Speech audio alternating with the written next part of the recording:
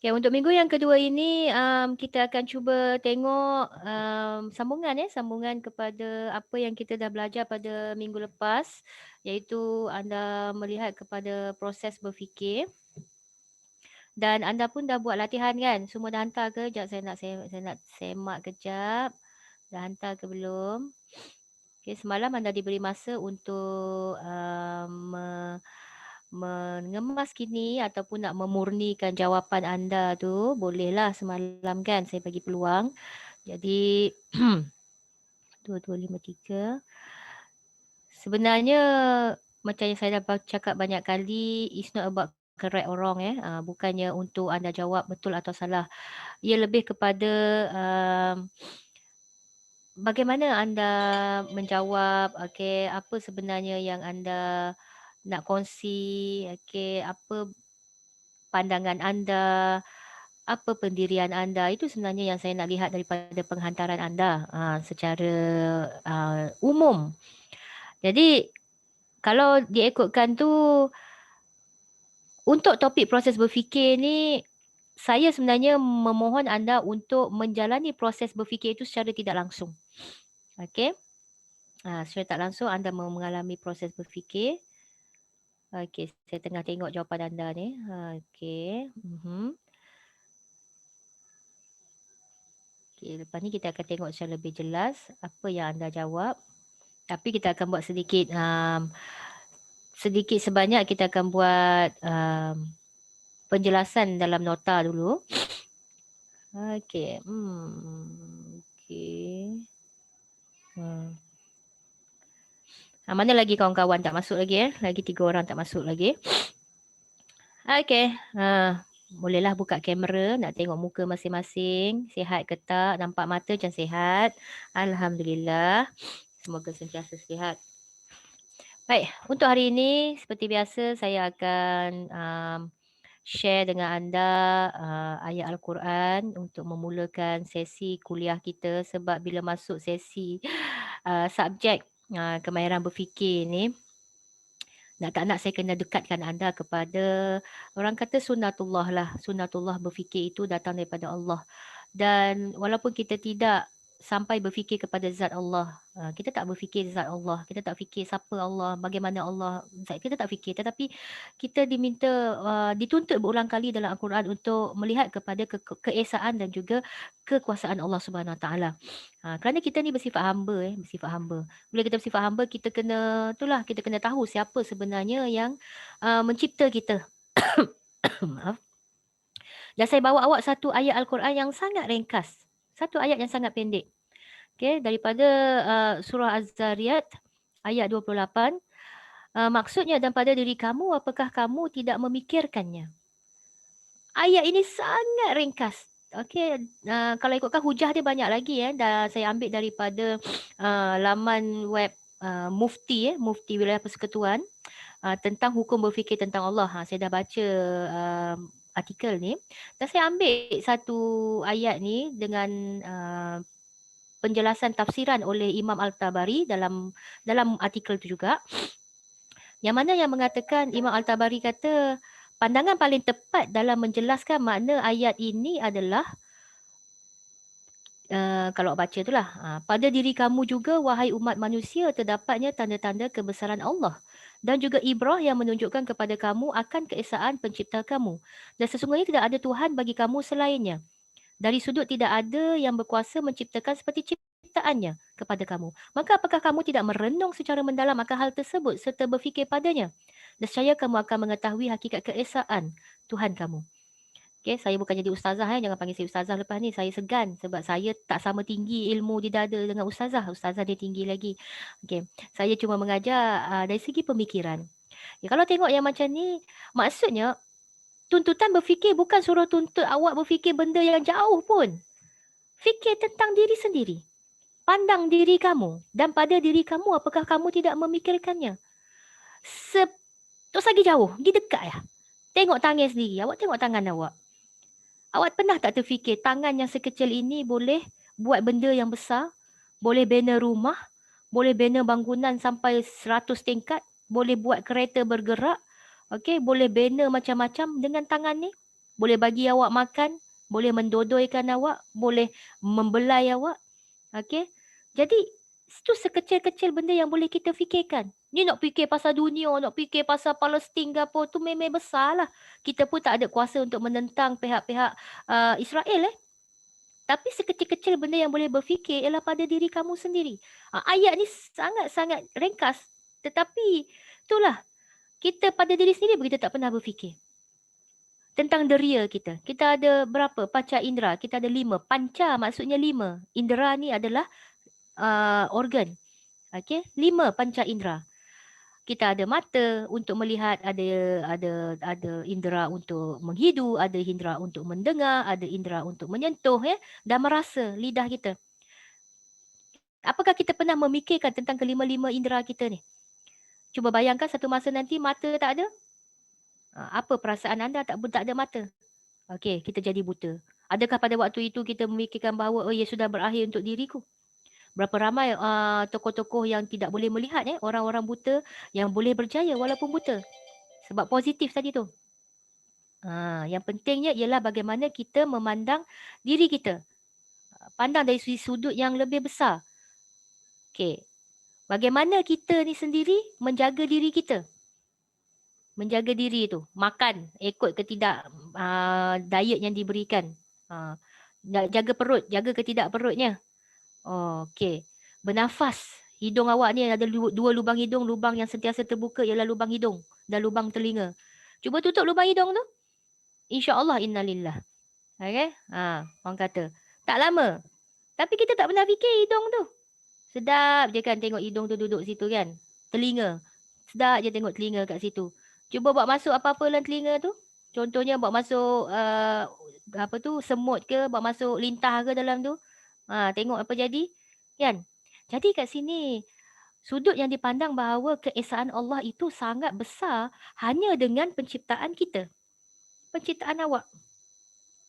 Kalau awak nak tanya lagi bagaimana awak dilahirkan dulu, awak tanya ibu awak. Ibu dulu waktu lahir dulu macam mana. Ibu awak dia takkan cerita pasal lahir je. Dia akan cerita sejak dia mengandungkan awak dalam perut lagi. Dia akan cerita sejak tu lagi. Okay, dalam perut dulu, Izul dulu, ya Allah. Bila dia dah mula menendang tu tiap-tiap hari, kalau tak tendang tak sah. Sampai kau Umi rasa Izul ni kalau keluar nanti sok-sok jadi pemain bola sepak rasanya. Tapi tak jadi pemain bola sepak. Duk pergi kiyah gaji. Bagus. Okay, mai tahu ibu awak bercerita macam tu. Fatin pula dulu waktu ngandung ke Fatin dulu, Umi semua rasa nak jangok. Tengok Fatin tubik-tubik memang comel sungguh. Ceritanya Umi awak waktu pregnant awak. Okay, jadi kita lihat di sini bahawa even ayat Al-Quran itu menyuruh kita berfikir bukan hanya tentang dunia. Kita sibuk nak fikir dunia tapi kita tak fikir tentang diri kita sendiri. Amalan kita macam mana? Kesihatan kita macam mana? Jiwa kita macam mana? Okay, fizikal kita macam mana? Itu ceritanya pandang diri kita untuk melihat keesaan Allah itu. Boleh. Tak perlu pandang jauh pun, pandang dekat. Dalam cermin tu dah pandang diri sendiri. Okay. Jadi fatwa ini sangat baik sebenarnya. Maafkan saya, ayat Al-Quran ini sangat baik sebenarnya dan penafsiran oleh Imam Al-Tabari juga sangat jelas. Okay. Dan saya ada satu yang saya nak kongsi dengan anda. Ini adalah satu video yang saya suka kongsi dengan pelajar-pelajar kemahiran berfikir saya. Video ini adalah satu dialog antara 3 pihak. Seorang guru, seorang ibu dan seorang anak. Dan saya tunjuk video ini ialah untuk menunjukkan bagaimana generasi awak sepatutnya berfikir. Awak dah mula berfikir kepada satu pemikiran yang lebih luas. Dan saya setuju dengan apa yang ada dikatakan dalam video ni. Walaupun saya pensyarah, saya rasa macam apa yang dikata dalam ni saya boleh setuju. Dan itu yang saya buat sekarang dengan pelajar saya. Saya tak nak pelajar saya rasa bahawa apa yang mereka fikir itu sebenarnya adalah benar secara total. Sebenarnya ada benda yang kita fikir ni mungkin secara totalnya perlu mengalami sesuatu yang dipanggil sebagai perubahan. Perubahan yang lebih baik. Sebab anda bukan lagi zaman saya. Zaman saya dulu belajar memang dari buku. Zaman anda belajar daripada virtual. Google Classroom virtual. Awak guna nota PDF. Kan? Awak guna video untuk belajar. Awak guna audio untuk belajar. Jadi zaman awak lain daripada saya. Jadi adakah masih lagi relevan untuk awak kata bahawa it's all coming from the book? Yes, it comes from the book basically. Tapi pelajar diploma sebenarnya kalau ngapal buku itu bukan standard awak. Diploma ni ialah mereka pelajar yang dah mula membina pemikiran mereka untuk membawa pemahaman mereka kepada masyarakat. Bukan saya suruh awak pergi sebar ideologi awak. Dok lah. Dia kata Allah Puan suruh kita menyebarkan ideologi kita kepada masyarakat. Okey, malam ni saya pergi royak kau orang ni. Gapo-gapo ideologi. Dok. Okey, saya nak awak bina ideologi awak sendiri, pemikiran yang lebih baik. Okey, tengok video ni. Saya minta maaf lah kalau ada wanita-wanita yang tak pakai tudung tu. Biasalah Mak Saleh kan tak pakai tudung. Bukan macam kita kan. Jadi anggap itu sebagai satu budaya mereka yang kita kena faham. Bahawa mereka memang budaya mereka macam tu. Tapi intipati video ini adalah apa yang saya nak awak cuba fahami. Okey, boleh kita kongsi tengok dulu.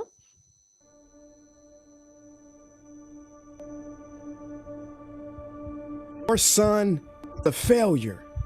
He's barely passing my class, and with grades like this, I'm just not sure what kind of future he's gonna have.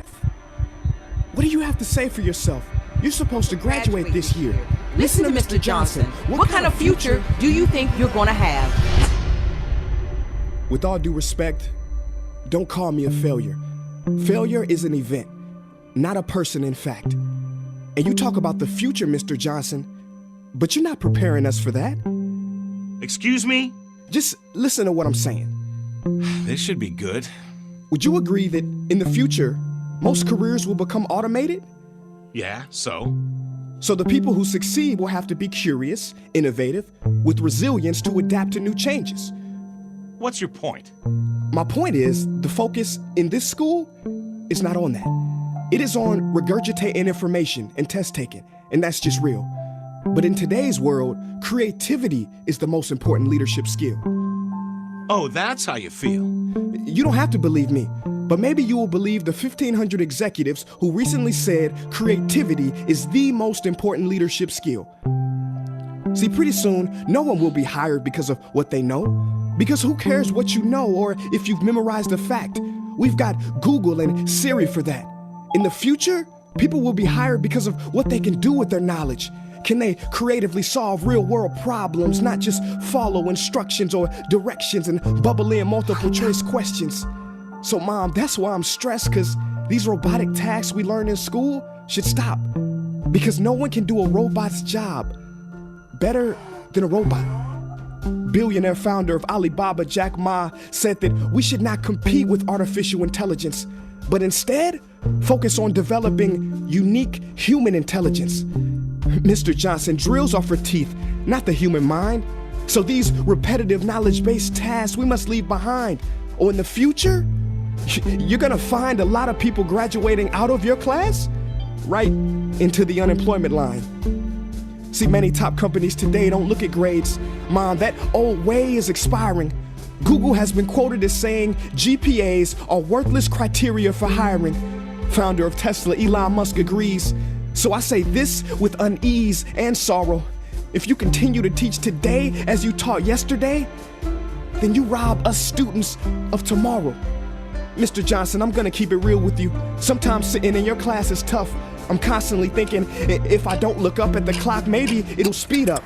So I listen to you do my work and pay attention, feeling like an hour had to have gone by. But it was only 3 minutes. So if you wonder why we're bored in class, look, you wanna get a kid to hate reading? Give them this, a school textbook.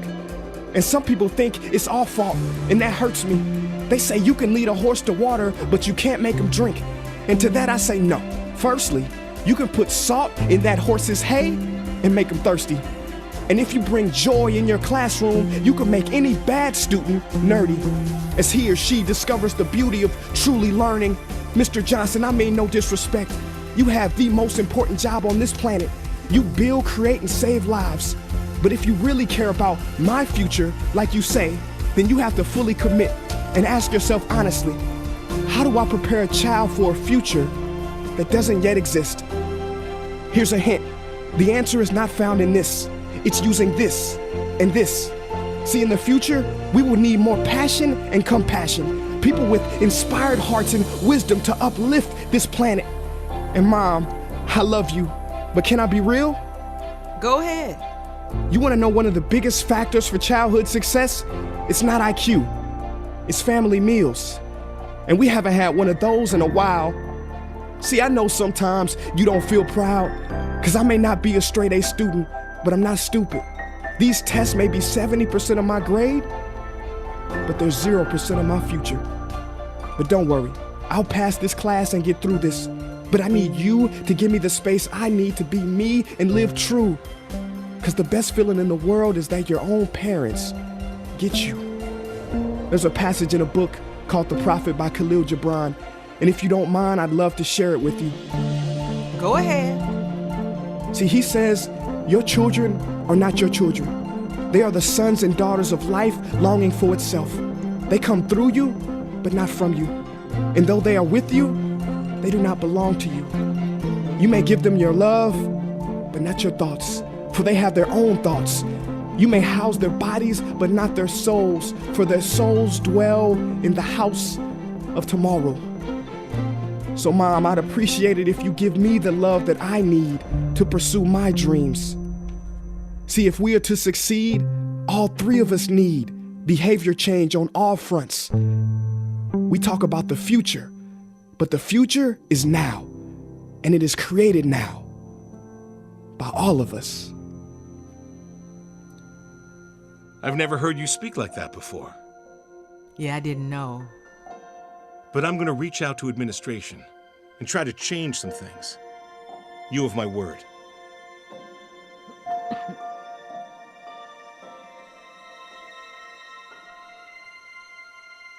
Okey. Itu ceritanya. Baik.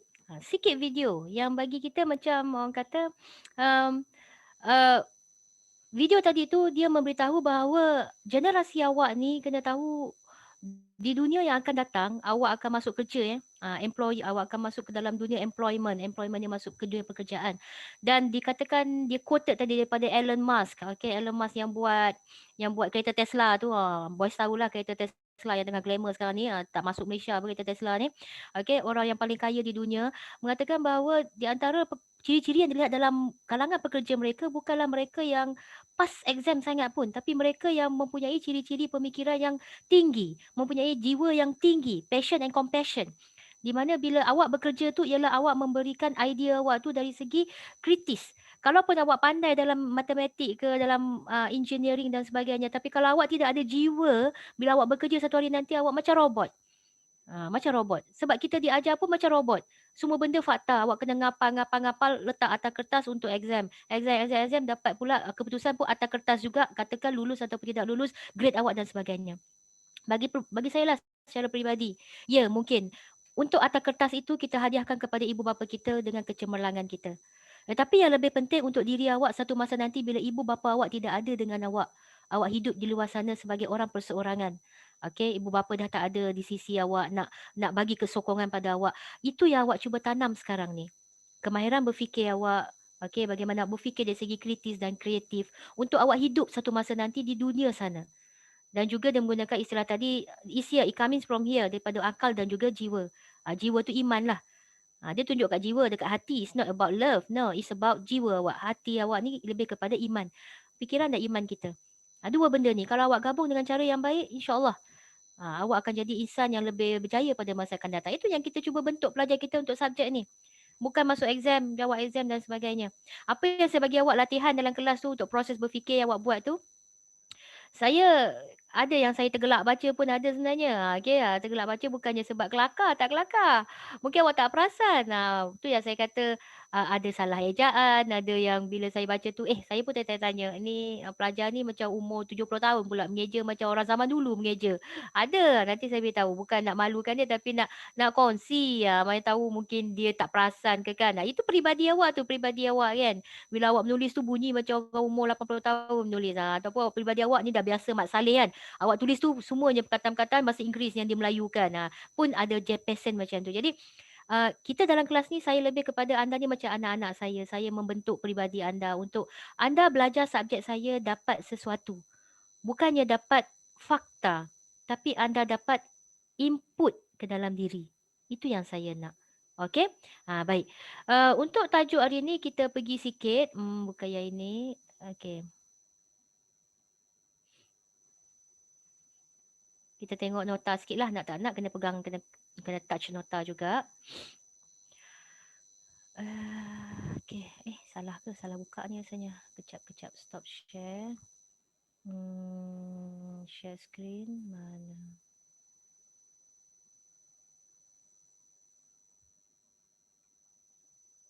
Kejap ya.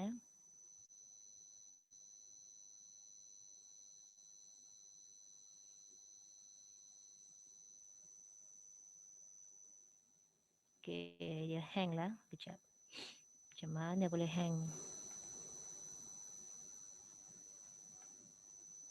Okay. Baik. Ini nota yang kita masuk minggu lepas dan saya tidak bincang tentang nota-nota ini secara menyeluruh minggu lepas sebab saya bagi jawapan sahaja kan pada anda, jawapan untuk soalan sebelumnya tu. Okey, dan saya tinggalkan pula awak dengan soalan untuk anda jawab dan anda pun telah berjaya menjawabnya menghantar kepada saya. Jadi ni kita masuk sikit kepada apa yang kita dah buat dua kuliah dah lepas, iaitu anda bagi tahu jawapan tentang kucing ni kan. Okey, apa sebenarnya yang dikatakan dengan mencirikan? Bila kita buat proses, okey, sekarang ni ingat kita tengah masuk pada satu topik iaitu topik proses. Okey. Contohnya nak buat nasi goreng. Saya tanya anda. Jawab jawab. Apakah bahan yang paling penting membuat nasi goreng? Cuba jawab. Bawang merah, bawang putih. Ikan bilis. Tak ada. Tumbuk-tumbuk, goreng. Nasi. Okey. Nasi goreng. Kalau ikutkan, saya nak tanya apakah bahan yang paling penting dalam nasi? Jawapan yang paling kritis ialah nasi. Dalam nasi goreng, yang paling penting bahannya ialah nasi. Tak ada nasi, bukan nasi goreng. Kan? Kalau awak pergi letak mi, jadi mi goreng. Awak letak pisang, jadi pisang goreng. Letak kepuk, jadi kepuk goreng. Bukan nasi goreng. Jadi yang paling penting dalam nasi goreng ialah nasi. Jadi itu yang paling kritis bawang awak letak ke tak letak, tak jadi kira asal awak letak nasi tu dalam kuali. Lepas tu awak goreng-goreng tanpa minyak ataupun dengan minyak, ia masih digelar nasi goreng. Asalkan ia nasi. Jadi kritis kritis ni ialah bila awak jawab tu awak pandang soalan saya tadi, apakah resepi yang paling penting? Jawapannya ialah nasi. Baguslah tu. Izul siap oyak lagi ganda nak buat nasi goreng. Bagus Izul. Okey. Jadi mencirikan sekarang ni kita belajar tentang proses. Proses berfikir. Ada 9 proses berfikir. Proses yang pertama ialah proses mencirikan. Proses ini, awak berfikir. Saya berfikir sekarang ni awak cakap macam buat nasi goreng tadi kan. Awak buat nasi goreng. Itu adalah konsep. Konsep nasi goreng ialah nasi goreng ni ia digoreng. Itu konsep dia. Awak dah belajar konsep sebelum ni Saya dah ajar awak konsep dia. Jadi, kita nak masuk kepada proses. Proses buat nasi goreng ialah pertama kena sedia bahan. Kena tumbuk bawang kata Izul. Okey, itu proses dia. Proses pertama sedia bahan. Okey, sedia bahan tu ada proses dia pula. Pertama, pecah-pecahkan nasi. Itu proses pertama. Proses kedua, kupas bawang. Itu proses yang kedua. Proses ketiga, potong-potong sikit udai ke ayam ke kan. Nak masukkan dalam tu. Proses ketiga. Proses keempat, tumbuk bawang dengan cili sikit. Proses yang keempat. Proses kelima, kita panaskan minyak di dalam kuali. Proses yang keenam, kita goreng dulu bawang tadi tu. Lepas tu kita masuk ayam sikit biar masak-masak baru masuk nasi. Lepas tu masuk telur. Ada yang masuk telur sebelum nasi. Ada yang masuk nasi sebelum telur. Okey, lepas tu masukkan garam. Dah sebut perasa kalau nak. Okey, itu proses yang kita tengah belajar sekarang. Awak nak buat nasi goreng, awak tahu. Awak tahu keputusan last kali yang akan dapat bila nak masak nasi goreng. Hujung sekali awak nampak dah. Oh, nasi goreng yang akan keluar. Tapi proses tengah tu ialah apa yang kita belajar sekarang. Proses untuk berfikir. Keputusan dia tubik gana nanti nasi goreng tu sama ada pedah ke tak pedah ke, itu berdasarkan proses awak. Okey? Kalau proses awak itu betul, sedaplah nasi goreng awak. Kalau proses awak tu ketika memasak tu awak terlebih lama, nasi goreng tu hangit. Tak sedaplah nasi goreng awak. Macam tu juga berfikir. Kalau proses berfikir awak itu baik, proses berfikir itu betul dan sangat mencukupi, hasil keputusan yang awak buat juga adalah keputusan yang baik. Kalaulah awak tidak berfikir dengan betul, proses yang awak lalui itu salah, atau proses awak itu dipengaruhi ataupun boleh benda-benda lain, tu yang jadi hangit tadi tu. Okey. Jadi ini proses yang pertama. Awak belajar proses yang pertama, iaitu proses mencirikan. Bila kita mencirikan, sebenarnya mencirikan ini didefinisikan sebagai kita mendefinisikan konsep ataupun item. Kita mengenali antara konsep atau item yang serupa. Kita mencirikan. Kita kenal pasti kriteria, ciri, sifat, kualiti dan unsur suatu konsep ataupun objek. Okey. Contohnya, bagi ciri. Jawab deh. Apakah ciri, bagi saya satu ciri seorang Melayu? Awak kau orang Melayu belakang deh. Kau siapa orang Hindustan sini? Tak ada orang Hindustan ke? Okey. Satu ciri orang Melayu. Apa satu ciri orang Melayu?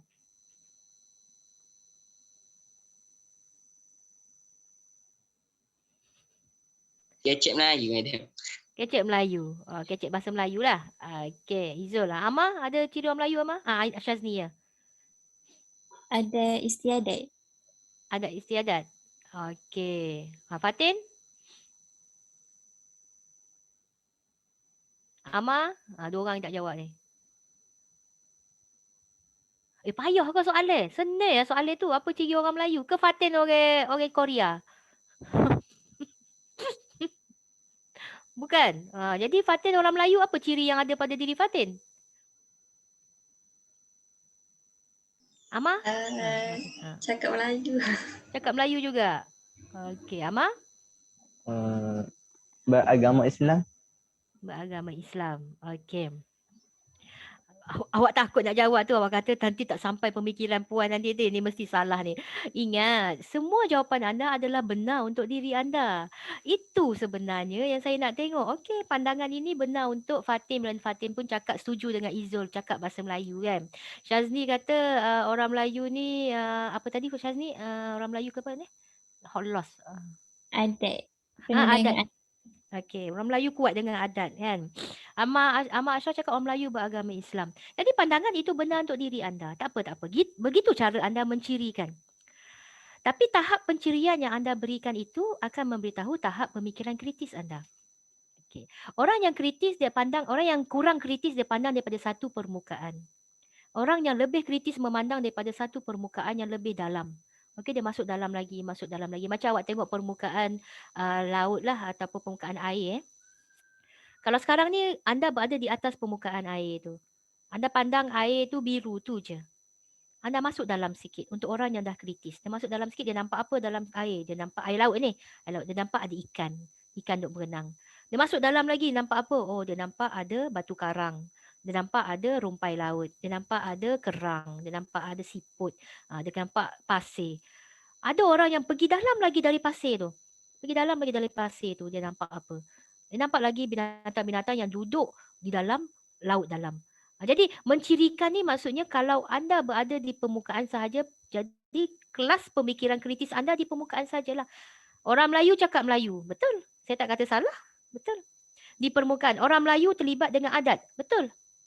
Di permukaan, orang Melayu itu beragama Islam. Itu betul. Tapi kalau kita mencirikannya dalam lagi, anda akan nampak bahawa ada orang Melayu yang tidak cakap Melayu. Ada orang Melayu yang cakap orang putih. Ada orang Melayu yang cakap Thailand. Ada orang Melayu yang cakap Kemboja. Ada orang Melayu cakap bahasa Indonesia. Ada orang Melayu cakap bahasa Cina. Dia Melayu. Tapi sebab dia duduk di Cina, dia cakap Cina. Dia Melayu tapi dia duduk kat Indonesia, dia cakap Indonesia. Dia Melayu, dia duduk kat Kemboja tapi dia cakap Kemboja. Jadi nak kata anda salah? Tak, anda betul. Tapi anda mandang pada satu permukaan. Itu ciri Melayu yang anda tahu, cakap Melayu. Okey. Tapi bila tengok bawah lagi, tak semua Melayu cakap Melayu. Okey. Melayu beragama Islam. Kalau kita tengok Melayu itu dari segi sejarah sejarah kitanya, kronologi sejarah, Melayu pada zaman alam Melayu dulu tidak beragama Islam. Mereka beragama Hindu, mereka beragama animisme, memuja barang-barang. Okey, memuja semangat, memuja roh. Ada yang beragama Buddha. Okey, pada zaman sekarang pun ada Melayu yang tidak beragama Islam. Kalau tengok dalam lagi. Okey, ada Melayu yang murtad. Melayu murtad masuk agama Kristian. Jadi dia Melayu. Dia Melayu tak? Dia Melayu. Tapi dia Kristian. Dia Melayu tak? Tapi dia Cina. Betul, dia Hindu. Jadi nak kata bahawa Melayu itu beragama Islam, di permukaan ya, betul. Itu mencirikan. Saya tak kata salah. Masuk dalam lagi, adanya perbezaan di situ. Okey, adat istiadat Melayu itu sangat dekat dengan adat istiadat. Itu kita boleh cakap bahawa di permukaan ya, dia Melayu itu sangat rapat dengan adat istiadat. Cina pun ada adat. Hindu pun ada adat, Melayu, orang India pun ada adat, orang Mat Saleh pun ada adat. Jadi kalau dia ikutkan Syazni tadi memberikan adat itu secara umum. Adat apa yang Syazni nak cakap sebenarnya? Okey, okey. Contohnya apa? Melayu adatnya makan pakai tangan. Itu lebih mendalam, itu lebih orang kata lebih jelas. Adat Melayu makan pakai tangan. Ada nampak Melayu makan pakai chopstick? Ada Melayu Koya. Korea makan chopstick. Saya tu. Saya tak ya awak saya. Saya Korea sama. Tengok cerita Korea pakai chopstick, kita pun pergi kedai doya beli chopstick Balik rumah buat Maggi, supposed dia makan ramen kan, buat Maggi makan dengan anak-anak. Anak-anak saya pun ikut PN saya. Makan ramen pakai siap beli kimchi lagi ke? Beli kimchi lagi, makan kimchi tak sebelah. Ngak-ngak pakai chopstick tu. Melayu Korea lah tu pakai chopstick. Saya Korea. Jadi ciri Melayu tu sebenarnya kita makan pakai tangan. Itu ciri Melayu, tapi boleh juga diperdebatkan. Ada ciri orang lain juga makan pakai tangan. Orang India makan pakai tangan. Cuma orang Cina dia makan chopstick. Orang Kristian, bukan Kristian, orang Mat Saleh dia makan pakai sudu dan juga garfu. Boleh lagi. Jadi ciri ini sejauh mana anda dapat mengenal pasti ciri sesuatu perkara itu, kualiti sesuatu perkara itu berdasarkan pengalaman dan juga pengetahuan anda. Sebab tu orang kritis ni kena banyak pengalaman, dia kena banyak membaca. Okey. Macam video awak tengok tadi tu, lelaki yang kulit hitam tadi tu ya. Dia bercakap atas dasar pengetahuan dia. Dia tahu pengetahuan fakta tentang Elon Musk. Dia juga kata Google sendiri mendefinisikan bahawa pada satu masa nanti CGPA ini is nothing. CGPA ni bila nak masuk kerja, orang mungkin pandang sebagai pertama je. Bila awak pergi interview, dia tak pandang CGPA awak dah. Awak pergi interview, dia pandang awak dari segi pemikiran awak, dari segi personality awak, dari segi ilmu awak secara direct waktu tu. Dia tak pandang dah CGPA awak. Pada waktu saringan kedua tu lah, CGPA tu tepi. Walaupun awak dapat 4 flat, tapi ketika pergi interview, awak tak menunjukkan pemikiran yang sangat kritis pada waktu itu. Bila dia cakap dengan awak cakap macam sambil lewa ataupun awak cakap macam orang kampung cakap. Tak sampai ke tahap dia, walaupun awak 4 flat, dia akan pandang orang yang boleh jawab menunjukkan pemikiran yang kreatif atau kritis yang tinggi. Itu yang sekarang ni awak tengah bina ni, awak tengah bina pemikiran kita. Nanti esok-esok hari pergi interview, awak tak jawab gitu dah dengan saya. Kalau dia tanya awak, okey, saya ada soalan untuk anda. Apakah resepi yang paling penting dalam nasi goreng? Nanti Izzul tak jawab dah. Bawel, tumbuk-tumbuk, masak dengan nasi. Izzul tak akan jawab gitu dah nanti. Izzul akan jawab apa? Jawapannya tuan, nasi. Tanpa nasi, tidak akan jadi nasi goreng. Bijak. Kecek gitu kak? Confirm dapat terus masuk. Awak minta kerja dekat restoran. InsyaAllah dapat jadi tukang masak yang terbilang. InsyaAllah. Sebab awak tahu nak masak nasi goreng kena ada nasi. Tak ada nasi, tak ada nasi goreng. Jadi mencirikan itu adalah proses untuk mengenal pasti kriteria. Rajah pancaran ini ditunjuk di sini. Dia ada lukis satu bulatan, tulis tajuk bagi konsep ini, cara buat rajah pancaran lah. Saya pun dah ajar awak hari tu. Lukis satu garisan memancar keluar. Tengok kena ada garisan memancar keluar ni. Garisan kena ada garisan yang hari tu ada yang buat ni tapi tak ada garisan. Jadi memang rajah pancaran ni kena ada garisan yang kedua, ni lebih tahu dah kucing ni. Kita tengok proses yang kedua. Proses membandingkan dan membeza. Awak membanding dan bezakan daun pisang dengan daun teratai. Apakah sebenarnya proses ini? Proses ini ialah mencari persamaan dan perbezaan berdasarkan kriteria seperti ciri, sifat. Kita cari persamaan dan perbezaan pula. Digunakan apabila terdapat dua atau lebih ciri atau kemungkinan membuat pilihan atau keputusan. Prosesnya ialah pertama, perhati dan beri tumpuan kepada satu atau beberapa objek. Proses kedua, awak kenal pasti satu daripada ciri objek tersebut. Proses ketiga, kita tentukan sama ada objek itu mempunyai ciri yang sama ataupun yang keempat mempunyai ciri yang berbeza. Jadi dalam hidup ni, kita jangan terlampau mencari banyak perbezaan. Itu sebenarnya bila berfikir. bila kita terlampau mencari banyak perbezaan, memang kita tak akan jumpa titik noktah persamaan itu. Sedangkan kita banyak persamaan. Okey, contohnya lah kan. Contoh kita dengan penganut agama lain. Kita mencari perbezaan kita dengan agama lain. Contohnya, orang Islam pakai tudung. Orang bukan Islam tak pakai tudung. Kan, kita nampak benda yang berbeza. Orang Islam baca Al-Quran. Orang bukan Islam tak baca Al-Quran. Orang Islam semayang 5 waktu. Orang bukan Islam tak semayang 5 waktu. Itu yang kita nampak. Itu perbezaan. Ya, memang kalau awak pandang perbezaan tu, sampai awak tua awak akan pandang benda tu berbeza. Si kita berbeza daripada dia. Kita lebih hebat. Kita masuk syurga. Kita pandang macam tu ya kan. Tapi kalau kita pandang kepada persamaan kita. Persamaan agama Islam dengan orang bukan Islam ialah kedua-duanya percaya bahawa membuat baik kepada orang tua itu adalah dituntut dalam agama. Kedua-dua agama itu, semua agama mengatakan kita tak boleh membunuh orang sesuka hati. Semua agama melarang untuk minum sampai mabuk-mabuk. Semua agama melarang berjudi. Semua agama membawa kepada kebaikan. Semua agama itu ada ibadat-ibadat dia yang mengekang umatnya daripada berbuat kejahatan. Kalau ikutkan persamaan tu banyak. Sebab dia pun pegang kepada kebaikan. Awak tanyalah mana-mana agama. Awak tanya agama Hindu berdasarkan kitab Veda. Kitab Veda cakap apa? Kitab Veda cakap hormati satu sama lain. Bina masyarakat yang baik. Okey, sentiasa buat benda yang baik. Okey, jangan membunuh, jangan mencuri. Kitab Veda. Tengok kitab Bible pula. Apa kitab Bible cakap? Ada kitab Bible suruh mencuri, ada kitab Bible suruh membunuh. Tak ada. Okey, jadi di situ kita melihat kepada persamaan instead of melihat kepada perbezaan. Jadi orang kritis dia pandang dua-dua. Ini yang saya nak tekan, orang kritis dia pandang dua-dua. Orang yang tidak kritis, bila dia dah pandang benda tu berbeza, dia stop. Dia tak nak cari sebarang titik persamaan. Itu orang bukan kritis. Orang kritis, dia nampak beza, dia cari titik persamaan. Sebab titik persamaan itu pasti akan ada dalam setiap perkara. Sebab sesuatu itu bermula dengan satu titik dan akan berakhir dengan satu titik yang sama. Okey, dia macam bulatan lah kan. Kita kata hidup ini umpama roda. Kita bermula dari satu titik dan kita akan kembali kepada titik itu semula. Kenapa kita nak membeza-bezakan satu sama lain? Okey, jadi perbezaan ini bukan hanya lahir dalam perbezaan agama ya. Perbezaan dalam agama Islam itu sendiri ada perbezaan pandangan. Kalau tak, takkan wujud 4 mazhab. Hanafi, Maliki, Syafi'i, Hambali. Kan? 4 mazhab dalam agama Islam sahaja. Itu dah menunjuk dan mengajar kepada umat Islam bahawa perbezaan pandangan itu adalah satu perkara biasa. Bila berlakunya perbezaan pandangan, apa yang perlu orang kritis buat? Kita meraihkan perbezaan pandangan dan mencari kepada titik persamaan. Untuk apa? Untuk kita mencari dan membina ilmu yang baru. Orang kritis dia suka mencari ilmu baru. Jadi kalau nampak berbeza, kenapa dia tak pakai tudung? Kita pakai tudung. Okey, cuba tengok balik orang-orang alim. Orang-orang Kristian rahib-rahib Kristian. Dia tutup kepala dia. Kalau awak nak menidakkan saya tak tahulah, tapi kalau awak tengok rahib-rahib Kristian yang perempuan, dia tutup kepala dia dengan kain. Dia tak pernah buka.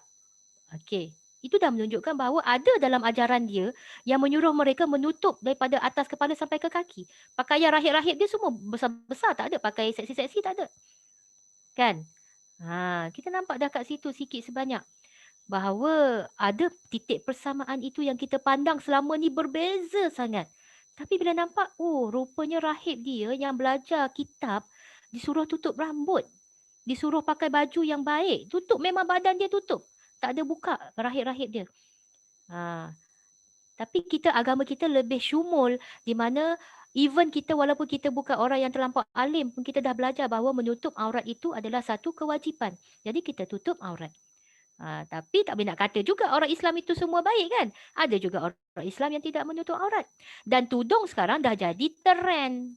Bukannya untuk tutup kepala tapi untuk trend kan. Macam-macam jenis tudung. Ada satu drama tu. Bukan nak gosip. Drama apa saya tengok tak ingat tajuk. Tajuk Elsa apa entah tajuk dan drama dekat Astro. Saya tak tengok Astro tapi saya balik rumah mak saya tengok. Dia pakai tudung. Dia macam pakai tudung bawal tapi dia pakai tudung sampai neck kan, tutup kat neck tapi tudung bawal tu buka. Dia tak kancing sini. Tudung bawal tu dia buka. Entah nak buat macam Princess Elsa ke apa, saya tak tahu tajuk dia Elsa something lah. Apa entah. Saya pun pelik. pesen tudung sekarang dah tak pakai klip dah kat bawah ni. Tak ada dah. Nak tengok orang pakai macam Fatin lagi lah susah. Kan? Jadi dah trend dah sekarang ni. Dan ada juga yang memakai macam Fatin pun trend. Ada Fatin. Pakai purdah trend. Kan? Tutup macam Fatin tapi mata tu dia punya make up kat mata tu. Oh, hilang alis-alis tu. Tebal macam apa dengan bulu matanya lebih lentik daripada bulu mata unta kan. Dengan matanya pakai contact lens warna hijau biru tapi pakai purdah. Situ pun sebenarnya dah jadi trend. Orang yang bawa trend purdah ni pula orang glamour kan Kelantan kan. Siapa tak kenal kan. Jadi kat sini kita nampak bahawa membanding dan membeza itu kita tak boleh kata bahawa yes, apa yang saya rasa yang saya buat sekarang ni mungkin betul bagi diri saya. Tapi mungkin ada sesuatu yang di luar sana yang mungkin orang lain saya nampak salah tapi sebenarnya ada di pihak dia yang betul. Jadi itu yang dikatakan membanding dan membeza mencari titik persamaan. Okey, yang ini awak dah jawab. Dan yang ketiga ialah mengumpulkan dan mengelaskan. Okay. Bila kita mengumpul dan mengelaskan, sebenarnya kita mengasingkan dan mengumpulkan objek atau fenomena kepada kumpulan masing-masing berdasarkan kriteria tertentu. Pengumpulan berdasarkan ciri atau sifat sepunya. Okay. Jadi kalau nak dikatakan pengumpulan dan pengelasan ini baik untuk mereka yang ingin kritis tinggi. Kalau teringin nak masuk lebih tinggi, semua ni awak semua ni pelajar diploma pengajian Islam Ya, okey. Ada belajar subjek perbandingan agama ke ada? Subjek Usuluddin ada? Tak ada. Rasanya Sam akan datang tersilap. Okey, bagus, cantik. Cuba buat proses ni waktu belajar subjek Usuluddin atau subjek perbandingan agama. Gunakan proses berfikir ni. Okay, kita ada banyak agama. Okay, saya bagi contoh ya untuk mengumpul dan mengelaskan. Bagaimana anda nak melakukan perbandingan agama tadi? Tadi boleh buatlah, awak boleh guna proses membanding beza tadi atau menggunakan proses mengumpul dan mengelaskan. Okay, contoh satu je. Awak ambil topiknya kitab untuk perbandingan agama. Kitab. Okay, awak kumpulkan kitab-kitab untuk setiap agama. Kitab untuk agama Islam ialah Al-Quran. Kitab untuk Kristian ialah Bible, Injil. Kitab untuk Hindu adalah Veda. Okey, kitab untuk Sikh apa saya pun tak ingat nama dia. Okey, kitab untuk orang Sikh. Jadi bila anda kumpul kitab-kitab ini, anda dapat sebenarnya mengumpulkan kitab itu satu proses dah. Kemudian anda mengelaskan intipati dalam kitab tu, nak tengok perbezaan agama tadi. Sebab awak nak melakukan perbezaan tadi, proses perbezaan tadi, kalau awak tak kumpul dulu, awak tak boleh bezakan. Jadi awak kumpul dahulu. Okey, dalam Al-Quran cakap apa? Untuk satu topik. Contohnya topik tentang Tuhan. Dalam Al-Quran cakap apa tentang Tuhan? Tuhan itu Allah. Dalam kitab Bible, cuba tengok. Tuhan apa yang disebut dalam kitab Bible? Kalau tak salah saya, dia juga sebut Tuhan itu ialah Allah dalam kitab Bible. Dalam Veda, saya tak pasti tapi saya juga yakin dia ada sebut tentang Tuhan. Tuhan itu juga, saya kalau tak salah saya, Tuhan juga satu bagi dia sebenarnya. Okay, yang banyaknya mereka dewa, bukan Tuhan. Mereka banyak dewa. Dewa bentuk gajah, bentuk lembu, bentuk apa entah lagi kan. Dewa dia banyak. Tapi Tuhan dia masih satu. Kalau awak tengok, sebenarnya sama Tuhan dalam setiap kitab. Ataupun awak tengok dari segi ibadat. Islam ajar apa ibadat untuk orang Islam? Kitab Injil ajar ibadat macam mana? Kitab Veda ajar ibadat jangan. Jadi kalau awak belajar perbandingan agama nanti, proses berfikir anda ialah yang ini. Mengumpul dan mengelaskan. Bila anda mengumpul dan mengelaskan, baru anda boleh pergi kepada proses perbandingan dan persamaan. Jadi proses ni memang nampak payah. Tapi bila anda baca semua tu, anda lebih terbuka. Dan kita takkan kata bahawa agama kita sahaja yang kita nampak betul. Sebenarnya setiap agama itu sebenarnya mengajar benda yang betul. Tetapi kita beriman dengan Al-Quran. Sebab Al-Quran ini adalah kitab akhir zaman. Kitab yang terakhir. Jadi tak ada kitab dah selepas kitab Al-Quran. Kalaupun kitab-kitab agama lain itu, Injil itu sebenarnya datang daripada zaman Nabi Isa. Tapi sebab dah ada New Testimony lah, Old Testimony lah, dah ada perubahan dan sebagainya, jadi Injil dipersoalkan. Kitab agama lain juga sebenarnya datang daripada agama-agama mereka yang mana mengajar benda yang betul juga. Jadi kalau belajar perbandingan agama, jangan lupa untuk melalui satu proses yang dipanggil proses mengumpulkan dan mengelaskan. Okey, yang awak buat seperti inilah. Awak buat pengalasan dan pengumpulan macam ni kan. Hari itu guna binatang kan. Adanya binatang. Bagus kalau dah mengalaminya. Ni jawapan yang saya bagi. Ada berparu insan ni. Jawab ni soalan soalan sains lah. Tapi budak budak sekolah rendah buat ni. Anak saya dah jam berapa? Jam 3 ke jam 4 dah buat ni. Okey. Baik, yang keempat yang saya suruh awak buat ialah buat teh tarik itu kan. Buat teh tarik, kita buat urutan. Jadi objektif kita membuat urutan ni ialah menyusun objek atau maklumat mengikut tertib berdasarkan kualiti kuantiti. Itulah saya kata, benda-benda ilmu pemikiran ni memang datang daripada Islam, datang daripada Al-Quran. Kalau membuat urutan ni dalam Islam ni kita guna istilahnya tertib. Tertib. Kan? Awak solat tak ikut tertib, tak sah. Awak ambil wuduk tak ikut tertib, tak sah wuduk awak. Jadi, kita diajar untuk berfikir, untuk turut membuat tertib tu, membuat urutan dalam pemikiran kita tu, membuat dari satu kepada satu kepada satu. Okey, pertama digunakan kegunaannya adalah menyusun item. Kita nak susun item supaya kita tak berserabut. Okey, caranya ialah tentukan jenis susunan untuk digunakan. Sama ada nak guna kronologi ke, nak guna abjad ke, nak guna corak atau masa. Kemudian ambil satu item sebagai asas dan ambil item lain untuk susun secara menaik atau menurun. Jadi yang ini sebenarnya banyak isu yang ada di luar sana yang kita boleh guna tertib ni. Isunya contohnya apa? Bukan isu buat teh tarik. Buat teh tarik tu memang soalan senang saya bagi kat awak. Tapi isu yang lebih besar. Contohnya apa isu terbarulah, yang terbaru. Yang terbaru ialah isu tentang parameswara. Kita masuk sikit tentang sejarah Malaysia. Parameswara dipersoalkan sama ada keturunan parameswara ni adalah Melayu atau parameswara ini adalah keturunan India. Sebab kalau nak kata parameswara ini keturunan Melayu, beliau adalah beragama Hindu. Okey, kalau nak dikatakan dia berketurunan India, benar juga sebabnya adanya agama Hindu itu daripada Palembang. Okey, parameswara berasal daripada Palembang. Awak semua ni belajar pengajian Malaysia dah kan? Ke tak belajar lagi? Kan? Kalau saya tanya tentang parameswara ni, gagak-gagak nak jawab ni. Saya ajar pengajian Malaysia dulu. Awak belajar dengan saya ke belajar dengan siapa? Pengajian Malaysia. Jangan Ya, madam. madam. Betul-betul. Jangan madam. Malu. Okey. Ya. Okey, jadi ada satu isu baru-baru ni oleh Menteri Sumber Manusia, Menteri India, berbangsa India yang mengatakan parameswara ni keturunan India.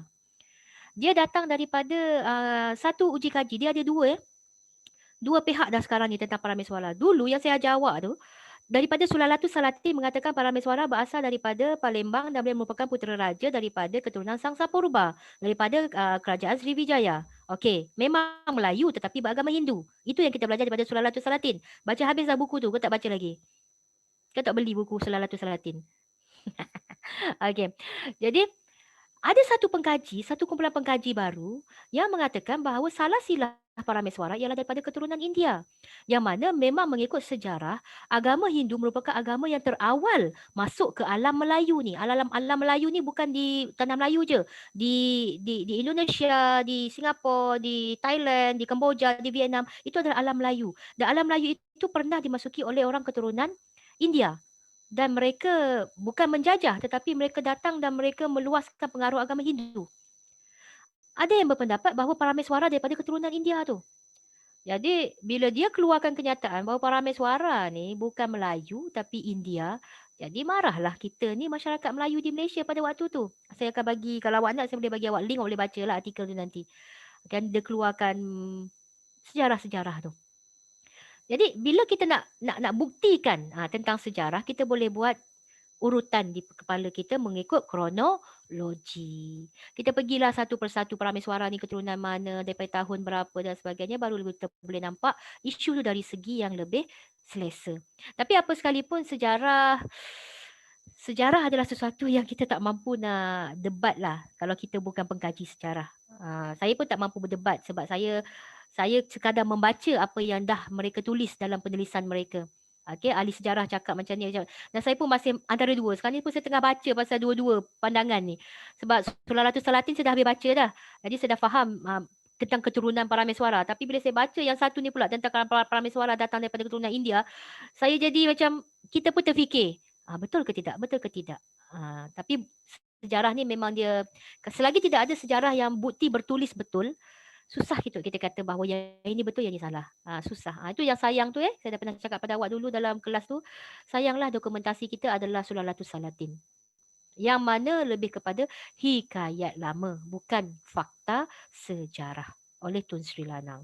Okey, jadi itu contoh nak buat urutan nak buat urutan di minda kita.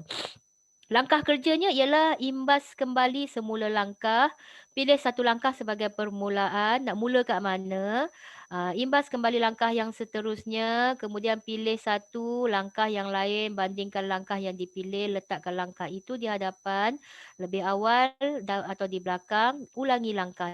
Yang ni awak buat untuk jawab tentang teh tarik. Sedap nampak dia tarik kan. Okey, jadi yang ni anda buat dan jawapan anda pun sebenarnya saya kata tak salah, ia bergantung kepada diri anda. Siapa yang buat teh tarik tu macam ni, dia akan buat macam ni. Siapa yang buat teh tarik ikut cara dia buat cara dia. Tak ada betul atau salah sebenarnya. Pemikiran dan kaedah kita berlainan ikut selesa masing-masing. Lepas tu saya bagi awak soalan-soalan ni. Kan, nak bagi soalan-soalan yang agak mencabar minda kan. Yang bestnya, okey. Sekejap, apa terbuka tu. Saya share lah jawapan anda. Mana best kalau tak share jawapan kan? Okey. Yang ni dari siapa ni? Ahmad Ashraf. Okey, Ahmad Ashraf ada. Ahmad Ashraf jawab, Ahmad Ashraf buat balik petak tu. Television paling tinggi Ahmad Ashraf, television paling tinggi kerana saya suka menonton movie. Okey, sereka pun tinggi juga. Ramai pengguna dalam rumah untuk baju dia, iron molek baju dia. Minat pakai sereka ni, Ahmad ni. Okey, jadi dia kata dua ni adalah yang paling tinggi dia gunakan Kita tengok siapa lagi. Yang paling tinggi, yang ni siapa? Amirul tak datang tak datang tak apalah. Fatin cakap yang paling tinggi lampu berpendar floor. Okey, kerana mengeluarkan cahaya ketika gelap. Rumah awak paling tinggi ni. Paling tinggi. Banyak guna lampu kat rumah gelap rumah Biasalah rumah bertutup kan. Kita bertutup rumah sekarang ni yang abuk kat luar je tutup lah. Jadi guna lampu. Okey, jadi lampu pendar floor ini pandangan di pihak Fatin. Di pihak siapa pula ni? Di pihak Izul. Telefon. Izul apa jual telefon gitunya ni? Saya kata tulis super orang umur 80 tahun ni. Super pocik-pocik tulis telefon. Laptop boleh awak tulis laptop gini. Saya suka selok sore awak tahu tak? Allahu Akbar. Saya, ya Allah Izul. Itu buat lawak tu. Dia buat lawak pula. Telefon. Dia letak telefon nombor satu. Ada ke telefon dalam senarai Saya pun tak perasan. Telefon tak dalam senarai. Ada telefon dalam senarai Ceret. Mana ada telefon dalam senarai? Molek lah Izul. Tak ada dalam telefon. Laptop tak ada dalam senarai. Kena tengok senarai. Tapi tak Izul membuat kenyataan. Ya? Kena ikut senarai. Kena ikut senarai lah dalam soalan. Gitu. Tak apa Izul lah. Ini nak menunjukkan bahawa Izul faham. Kena beritahu apa yang Izul guna. Tak apalah, kita tahulah. Izul sebenarnya kat rumah banyak guna telefon. Okey, tak apa. Legit. Okey, tak ada masalah bagi saya. Tak ada betul ataupun salah. Yang ketiga, yang seterusnya Syazni. Sekejap saya nak buka kat atas ni payah. Okey, Syazni. Ni Syazni ke? Syazni pun guna lampu banyak dan juga cerek untuk minum air bersih. Lampu banyak guna tu. Orang perempuan ni tak suka duduk dalam gelap. Bagus. Orang lelaki kadang-kadang dia dalam gelap pun tak apa. Dia solat dalam gelap. Perempuan tak boleh. Tak boleh. Nak atur tudung kena ada lampu. Kalau tak tu sengit tudung. Jadi ini dari segi peribadi tu saya nampak lah. Peribadi awak ni macam mana. Tapi tak ada betul atau salah. Tak apa Izul. Tak salah. Izul tak salah sebenarnya. Jadi Izul kata paling banyak dia guna telefon. Nombor 2 dia guna laptop. Ada je laptop gini. Kena guna ni. Okey. Nombor 2 laptop. Duduk di tangga kedua. Ramai yang gunakan laptop kat rumah. Television. Duduk tangga ketiga. Okey. Radio. Semua benda-benda teknologi lah. Boleh dikatakan Izul mengambil teknologi belaka. Okey. Tak apa. Tak ada masalah. Yang ini siapa tadi ni? Fatin. Fatin nombor 2 television. nak tahu info semasa. Okey, dapat masa luang. Bagus hayat dia. Nak tahu info semasa. Bukan tengok movie. Tengok tu Amar. Tak tengok movie dia Amar. Amar tulis tadi nak tengok movie dia. Oh, tengok tu Amar. Tak apa. Masing-masing deh. Untuk tahu masing-masing. Sereka tengok. Fatin walaupun perempuan sereka untuk nombor 3. Untuk sereka pakaian tiga-tiga ya deh. Radio. Ibu saya selalu dengar IKIM FM. Bagus ibu awak. Salam ke ibu insyaAllah. Radio. Rumah saya tak ada radio dah rumah saya. Memang tak ada radio dah. Rumah saya yang kalau ikutkan paling tinggi ni PS5. PS5 sebabnya husband dengan anak saya minat main PS5 jadi nombor 1 memang PS5 rumah saya. Itu kalau tak ada dalam senarai lah. Kalau dalam senarai tu saya serupa dengan awak lah paling banyak sekali ialah lampu penda floor. Sebab saya pun tak suka duduk dalam gelap. Husband saya kalau cerah ke dia tutup lampu. Saya kata apa tutup lampunya? Saya tak boleh pergi. Kalau saya tak boleh pergi, saya kena ada lampu. Saya bini gitu. Jadi husband saya suka duduk dalam gelap, saya suka duduk dalam terang. Okey, jadi kita tengok yang next pula. Amirul tak datang Okey, Syazni macam mana Syazni? Ni siapa ni? Ni itu Zafran. Apa coba. Syazni. Syazni seterusnya television nombor 3 television, sereka nak gosok pakaian, radio tak ada radio, tak ada perakam video kan. Jadi kita tengok kat sini even jawapan anda sebenarnya sangat berlainan. Bila ia berlainan, ia bukan mengatakan bahawa kita ni lebih baik daripada orang lain tapi ia berlainan sebabnya itu pengaruh sekeliling kita. Pengaruh sekeliling. Tak tengok lagi jawapan-jawapan yang lain ni. Kita akan bincang dalam sesi kuliah yang lain insya-Allah sebab pun masa tak panjang. Ada sebarang soalan nak tanya? Tak ada. Kalau tak ada soalan, tak apa. Maka sesungguhnya yang baik itu daripada Allah Subhanahu Taala, yang kurang itu daripada kelemahan saya sendiri. Saya ucapkan terima kasih banyak sebab hadir kelas. Kita jumpa dalam sesi kuliah seterusnya untuk sesi perbincangan yang lebih mendalam. Itu saja dari saya. Wabillahi taufiq hidayah. Assalamualaikum warahmatullahi wabarakatuh. Jaga diri baik-baik. Waalaikumsalam, Madam. Terima kasih, Madam. Sama-sama. Terima kasih. Sama.